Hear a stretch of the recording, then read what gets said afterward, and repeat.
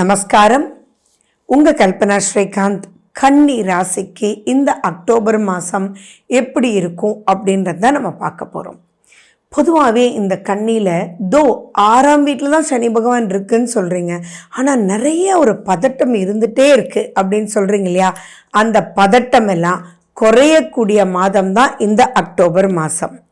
First and foremost happy Vijayadashmi and happy Deepavali to all of you. சரி, நம்ம channel இப்போ தான் first time பார்க்குறீங்க அப்படின்னா சப்ஸ்கிரைப் பண்ணிக்கோங்க, பெல் பட்டனை ப்ரெஸ் பண்ணிக்கோங்க, ஆல்ன்ற ஆப்ஷனை யூஸ் பண்ணிக்கோங்க. சரி, நம்ம ஒவ்வொரு செக்மெண்ட்டாக எப்படி இருக்குது அப்படின்றது பார்க்கலாம். கன்னி ராசிக்கு பொதுவாகவே சனி பகவான் ரொம்ப ஃபேவரபுளாக இருக்கார். அதே மாதிரி ராகு கேதுனுடைய நிலை சரியில்லைன்னாலும் பெரிய பாதிப்புகள் இல்லாமல் குரு பகவான் பார்த்துக்கிட்டு தான் இருக்கார். ஆனால் அப்படி இருந்தும் நிறைய கன்னிராசி அன்பர்கள் மேடம் அப்படின்னு கேட்குறீங்க இல்லையா? அதுக்கு காரணம் உங்களுடைய சுய ஜாதகத்தில் இருக்கக்கூடிய கிரக நிலைகளை பார்த்து அதுக்கு என்ன பண்ணால் கரெக்டாகும் அப்படின்ற வழிமுறைகளை பின்பற்றுங்க. ஏன்னா கோச்சார ரீதியாக நிறைய பாசிட்டிவிட்டி நம்ம பார்த்துட்டே இருக்கோம். அதே மாதிரி சுய ஜாதகத்தில் ராகு கேது எப்படி இருக்குன்றது தயவு செஞ்சு கன்னிராசி அன்பர்கள் பார்க்கணும். அதில் ராகு கேது சம்பந்தமாக சரியில்லைன்னு இருந்ததுன்னா நம்ம முன்னோர்கள் அதுக்குண்டான கோயில்கள் பிரமாதமாக பண்ணி வச்சுருக்காங்க. எந்த கோயிலில் கரெக்டாக ராகு கேதுக்கு பூஜை புனஸ்காரங்கள் செய்கிறாங்களோ அங்கே உங்களுக்கு உகந்த நாட்களை நீங்கள் செலவு பண்ணி நீங்கள் உகந்த நாட்களை செலக்ட் பண்ணி அன்னைக்கு போய் நீங்கள் அந்தந்த கோயில் முறைப்படி நீங்கள் பரிகாரம் பண்ணிட்டு வாங்க. நீங்களே போங்க, மற்றவங்களை அனுப்பி பரிகாரம் பண்ணுறது வேண்டாம். இதை பண்ணாலே நிறைய வெற்றிகள் நாங்கள் பார்த்துட்ருக்கோம். சரி, இப்போ இந்த மாதத்தை பற்றி நம்ம பார்க்கணும் அப்படின்னா ராகு கேது அப்படின்னா என்ன? முன்னோர்கள் இல்லையா? இந்த அக்டோபர் மாதம் புரட்டாசி மாதம் அப்படின்னாலே நம்ம ஃபர்ஸ்ட் ஞாபகம் வர்றது என்ன? மாலியபட்சம், புரட்டாசி சனிக்கிழமை அப்படின்னு சொல்லுவோம். அக்டோபர் மாதத்தில் நிறைய திருவிழாக்கள் இருக்கு. முக்கியமான திருவிழாக்கள் நவராத்திரி அண்ட் உங்களுக்கு இந்த தடவை அக்டோபர் மாதம் தீபாவளியே.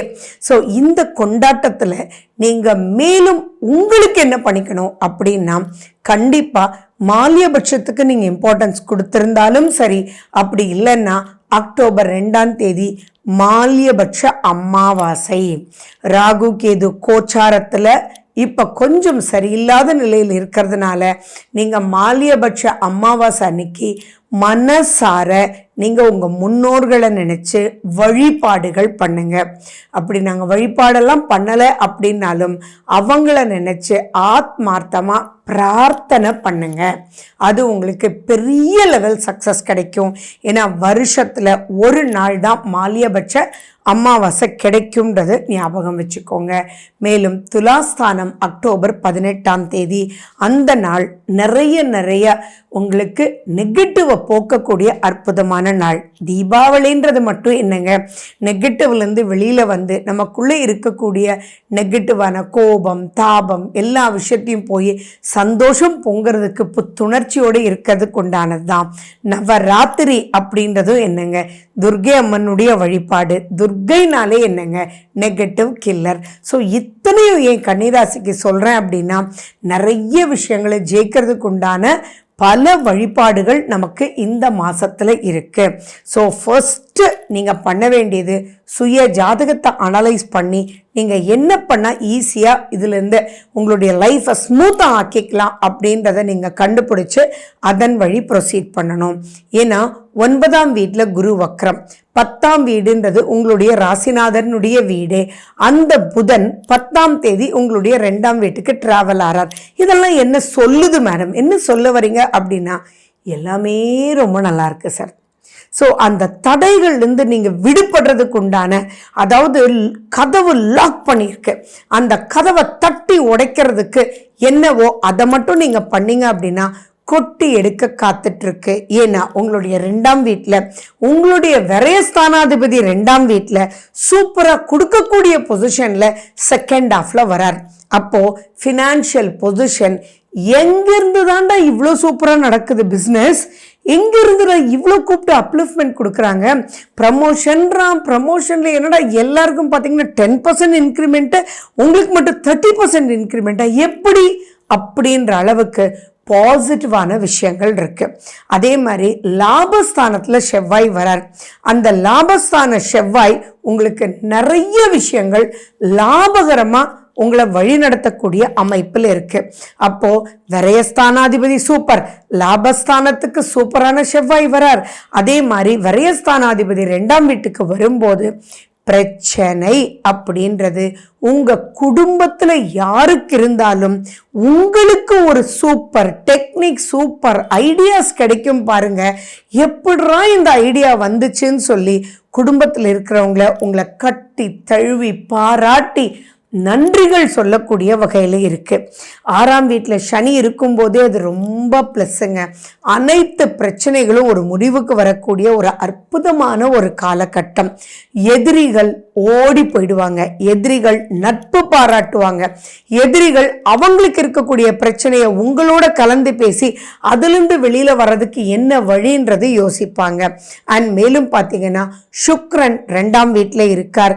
அண்ட் 12ஆம் தேதிக்கு அப்புறம் அவர் 3ஆம் வீட்டுக்கு போறார். சுக்கிரன் 3ஆம் வீட்டுக்கு போய் குருனுடைய பார்வையை பார்க்கிறார்.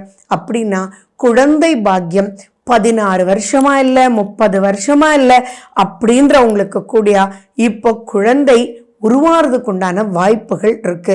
சந்ததி பெருகக்கூடிய வாய்ப்புகள் இருக்கு. உங்களுக்கும் உங்களுடைய தகப்பனாருக்கும் இருந்த கருத்து வேறுபாடுகள் மாறி தகப்பனார் வழியில சொத்து பிரச்சனைகள் எது இருந்தாலும் அது உங்களுக்கு சாதகமா அமையக்கூடிய வாய்ப்புகள் இருக்கு. நீங்க எதுல எச்சரிக்கையா இருக்கணும் அப்படின்றத மட்டும் நான் உங்களுக்கு கிளியர் கட்டா சொல்றேன்.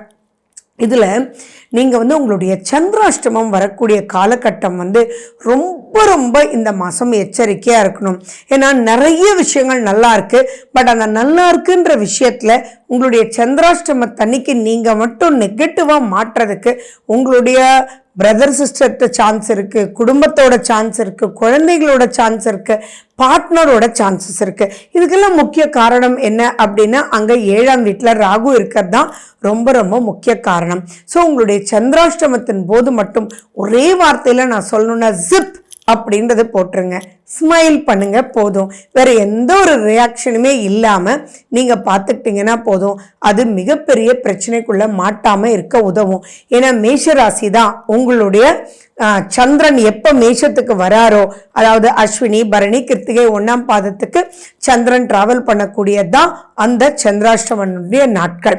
ஸோ இதை தவிர மற்றது எல்லாமே ஹஸ்பண்ட் அண்ட் ஒய்ஃப் ரிலேஷன்ஷிப் அப்படின்றதெல்லாம் ரொம்ப நல்லா இருக்கு. அண்ட் மேலும் உங்கள் நட்பு வட்டாரத்தில் அவங்களுக்கு ஏதாவது பிரச்சனை இருந்தாலும் இப்போ என்னன்னு போய் நீங்கள் நின்று சால்வ் பண்ணலாம் அப்படின்றத ஞாபகம் வச்சுக்கோங்க. வழிபாடுகள் அப்படின்னு எடுக்கும்போது சூரியன் ரொம்ப ரொம்ப ஃபேவரபிளாக வர்றது அப்படின்றதெல்லாம் எந்த வருஷத்துல இவ்வளோ நல்லா வருமோ தெரியாதுங்க. என்ன மேடம் சொல்றீங்க, எப்பயுமே சூரியன் 2ல் வருவார் தானே அப்படின்னா, எப்பயுமே சூரியன் 2ல் வரும்போது உங்களுக்கு நாட் குட். ஒய் அப்படின்னா அவர் நீச்ச சூரியனா வருவார், விரையாதிபதி நீச்சமா போய் உட்கார்ந்துருப்பார். ஆனா இந்த தடவை மட்டும்தான் காம்பினேஷன் ஆஃப் பிளானட்ஸ் செவ்வாய் சூரியனை பார்க்கறதுனால 2 கிரகமே நீச்சம் பெற்று பார்க்கறதுனால நீச்சன் பார்த்தால் ஈசனே வருவான் அப்படின்ற மாதிரி. அப்போ எந்த ஒரு பிரச்சனைக்கும் சிவபெருமானே அங்க வந்தா வேற என்னங்க வேணும்? அவர் இப்படி திரும்பி பார்த்தாலே பத்தாதா? ஸோ அப்படிப்பட்ட அற்புதமான ஒரு காலகட்டம் இந்த அக்டோபர் 2024. ஸோ அனைத்து கெடுதலையும் கொல்லக்கூடிய வகையில் இருக்கு. அதே மாதிரி உங்க சுய ஜாதகத்துல ராகு கேதுனோட அமைப்பு முடியாத லெவலுக்கு மோசமா இருந்தா கூட இப்ப இந்த நவராத்திரில துர்காஷ்டமின்னு வரும் இல்லையா, அந்த துர்காஷ்டமியை கையில பிடிச்சுக்கோங்க. துர்காஷ்டமி அன்னைக்கு ஃபார் எக்ஸாம்பிள் மேடம் எந்த நல்ல நாள்னு தெரியல, என்ன பண்ணும் தெரியலன்னா, துர்காஷ்டமி அன்னைக்கு உங்க ஊருக்கு பக்கத்துல இருக்கக்கூடிய சர்ப்பதோஷ ஸ்தலத்துக்கு நீங்க குடும்பத்தோட போய் அங்க பண்ணக்கூடிய பரிகாரத்தை பண்ணிட்டு வாங்க. அதுலேயே பல மாற்றங்கள் உங்க குடும்பத்துக்கே உங்க சந்ததிக்கே கொண்டு வரக்கூடிய அமைப்பில் இருக்கு. கன்னிராசி முக்கியமா நோட் பண்ணிக்கணும். இது சரி, அந்த சந்திராஷ்டம நாட்கள் மட்டும் சொல்றேன், நோட் பண்ணிக்கோங்க. கன்னிராசிக்கு சந்திராஷ்டமம்ன்றது 17ஆம் தேதி 4:20 சாயங்காலத்திலிருந்து 19ஆம் தேதி 4:10 சாயங்காலம் வரைக்கும் இருக்கு. ஓகே, ஸோ இந்த மந்த் எவ்வளோ ஸ்பெஷல் மந்த்ன்னு நான் சொல்லிட்டேன். So you have to use it. Okay, நன்றி, வணக்கம்.